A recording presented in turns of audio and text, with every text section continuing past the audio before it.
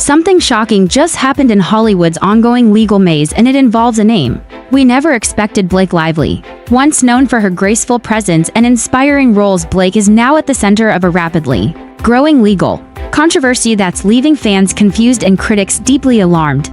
But what's even more unsettling, Amber Heard's former legal team is now reportedly praising the very tactics Blake is using. Yes, you heard that right. The same legal minds who were at the heart of one of the most polarizing celebrity cases of the decade are applauding Blake's legal strategy, and the internet is in a frenzy. Subpoenas, strategic silencing, and online surveillance — is this the new norm for celebrities trying to control the narrative, or is something far more coordinated happening behind closed courtroom doors? In this video, we're diving deep into the alleged tactics used by Blake Lively's team, why Amber Heard's legal team is backing her moves, what this could mean for creators, truth tellers, and the freedom of digital speech. Stay with us as we uncover the facts, separate hype from reality, and break down this powerful story that could change the influencer-celebrity dynamic forever.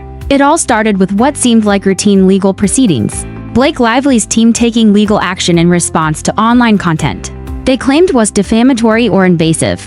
But soon things took a turn. Multiple small creators reported receiving intimidating legal notices and requests for private information through subpoenas, not directly from Blake but from her legal representatives. At first glance, it looked like a standard lawsuit. But as more content creators came forward, a troubling pattern emerged.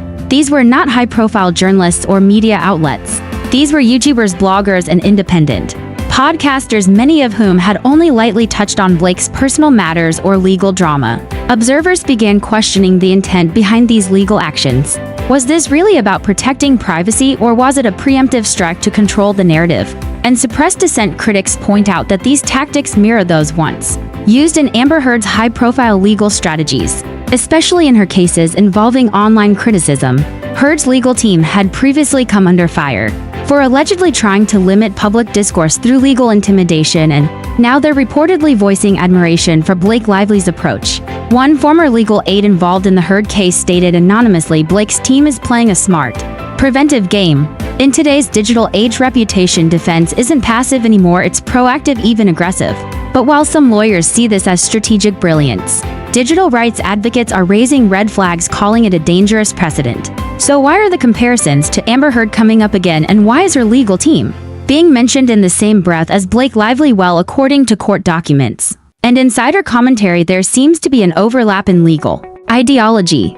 The methods used in Blake's legal filings echo the tone and scope of Heard's legal battles. We're talking about pre-litigation subpoenas, platform takedown requests, attempts to identify anonymous creators critical of a celebrity's actions. One digital media analyst commented, "Amber Heard's team tested the waters, but Blake's legal camp is now taking it mainstream. They've refined the blueprint and it's attracting attention." What makes this even more newsworthy is the public reaction. In the past, Amber Heard's legal tactics faced serious backlash for allegedly threatening free speech. But in Blake's case, the same tactics are being viewed as tactical genius by legal pundits in Hollywood. Why the double standard? Some argue it's due to Blake Lively's historically positive public image. She's been seen as a private, classy celebrity who avoids controversy. So when she employs legal strategies, they're perceived as protective. In contrast, Heard's actions were often seen as combative.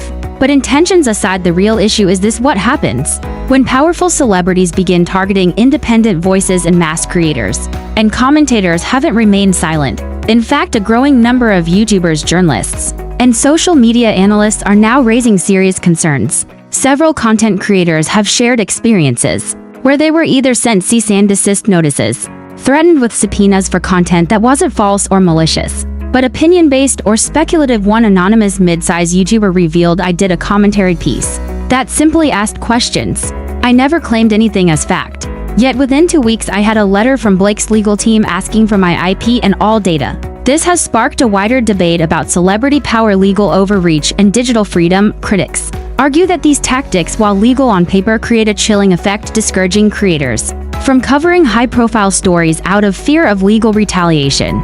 And now that Amber Heard's former legal strategists are endorsing these methods, the concern grows deeper. Because if this becomes an accepted norm, what protection remains for independent media voices? To be clear, not all legal actions are bad. Everyone has the right to protect their image and fight misinformation. But when the line between defense and silencing becomes blurred, the entire ecosystem of truth-telling is at risk. So what do you think? Is this just smart legal play in a digital era? Or is it the start of something more dangerous? Let us know in the comments below. Like, share, and subscribe for more deep dives into stories that matter. And remember, your voice matters even when powerful voices try to silence it.